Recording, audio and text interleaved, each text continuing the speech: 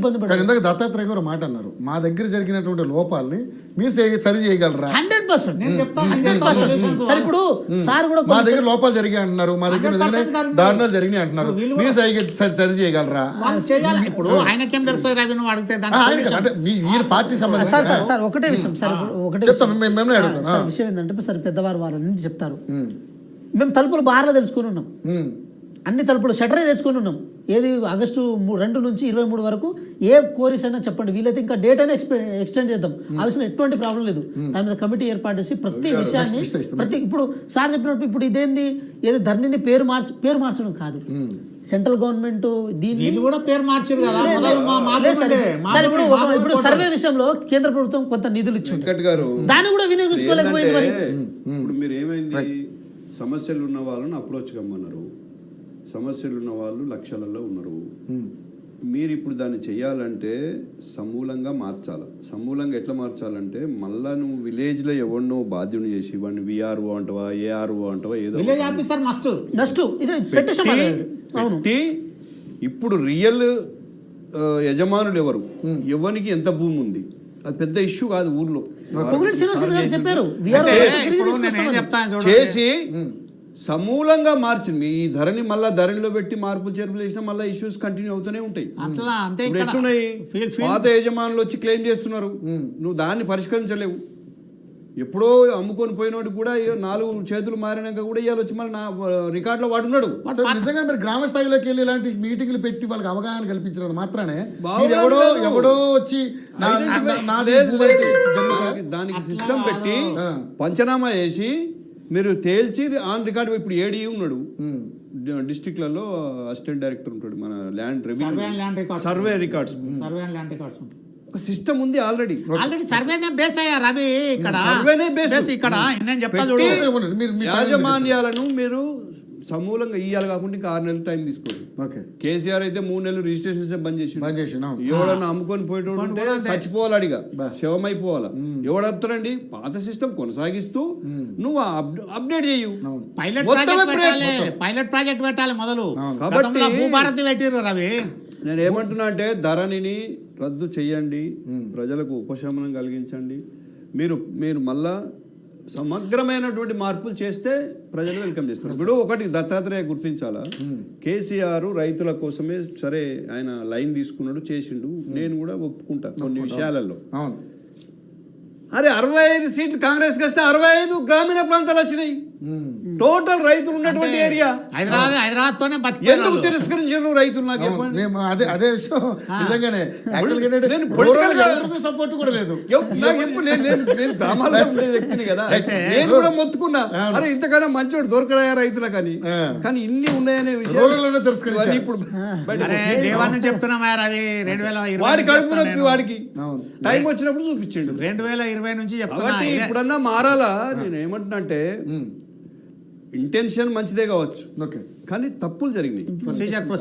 Procedure ధరణి portal అనేది portal మంచిదే. నేను ఇంకా పాత మాన్యువల్ సిస్టమ్ లో పహానీలు లేకుంటే నేను అవి ఫాలో కమ్మని చెప్తలేను. డిజిటలైజేషన్ చేయండి, ఇలా ప్రతిదీ డిజిటల్ అవుతుంది. మహాభారతం రామాయణం కూడా డిజిటల్. కానీ మీరు దాన్ని సంస్కరించకుండా మీరు అధికారాలన్నీ కూడా కింది స్థాయిలో తీసేసి కంప్లీట్ పైన పెట్టడం వల్ల ప్రాబ్లం వచ్చింది. కలెక్టర్లు సార్ నేను చూసినా, నేను ఇప్పటికీ 50 ఏళ్ళ నుంచి గమనిస్తున్నా కదా, జనరల్గా కలెక్టర్గా వచ్చిన సార్ కూడా అదే డిపార్ట్మెంట్ నుంచి వచ్చి కలెక్టర్గా వచ్చినాడు 10 ఏళ్ళు నిజాయితీ ఉంటాడు, ఇంకా పైకి పోయినా కరప్ట్ అవుతాడేమో. కానీ ఈ సిస్టమ్ వల్ల ఒక్కొక్క కలెక్టర్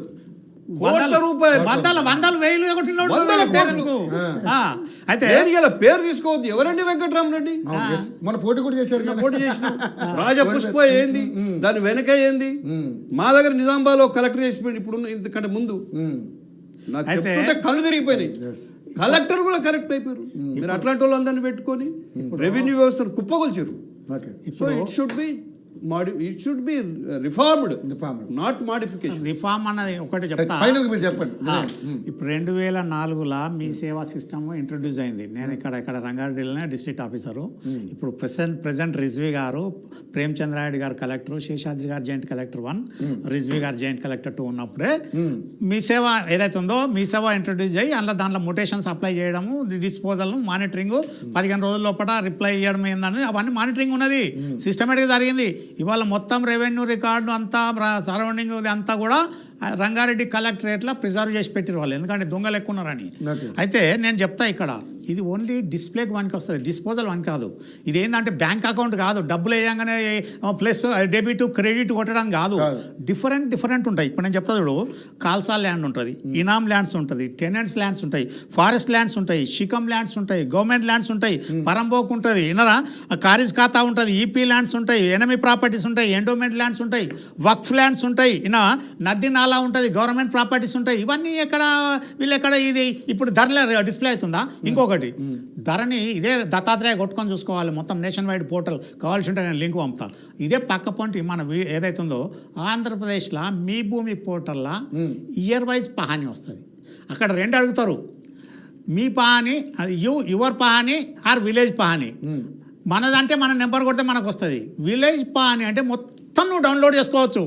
ధరణిలో ఎక్కడ ఉన్నదో చెప్పమనండి. ఇక్కడ ధరణిలో ఎక్కడ ఉన్నది కరెక్షన్ చూసుకోవడానికి అంత కాన్ఫిడెన్షియల్ పెట్టుకొని మొత్తము మాఫియా కంట్రోల్లో నడిచింది తప్ప పోనీ ఇది ఒకటే కాదు, నువ్వు యూపీ కొడతావా, మహారాష్ట్ర కొడతావు, ఏది కొడతావు చెప్పు. యూనో ఇవన్నీ ఏదైతే ఉందో పబ్లిక్, ఇంకోటి జీవోలు కూడా మొత్తం గాయపైపోయినాయి, ఎఫ్ఐఆర్లు కూడా పబ్లిక్ డిస్ప్లేలో లేదు టీఆర్ఎస్ గవర్నమెంట్లో. ఈ రకంగా నానా దౌర్జన్యాలు ఏదైతే ఉందో ఇది అయిపోయింది. అంతకంటే ముందు ఏదైతే ఉందో అన్రిజిస్టర్డ్ సేల్ చేసుకోవాలంటే మేము ఆర్వార్లో చేసినాము. 89లో జేసీ మోహంతి గారు కలెక్టర్ మీదకు ఉన్నప్పుడు మొత్తం ఎవరికి పడితే వానికి ఇవ్వలే, ఎగ్జామ్ పెట్టి 60% మార్క్ లెవెల్కి వస్తే వాళ్ళకు విలేజ్ రికార్డింగ్ అథారిటీకి ఇచ్చిండు.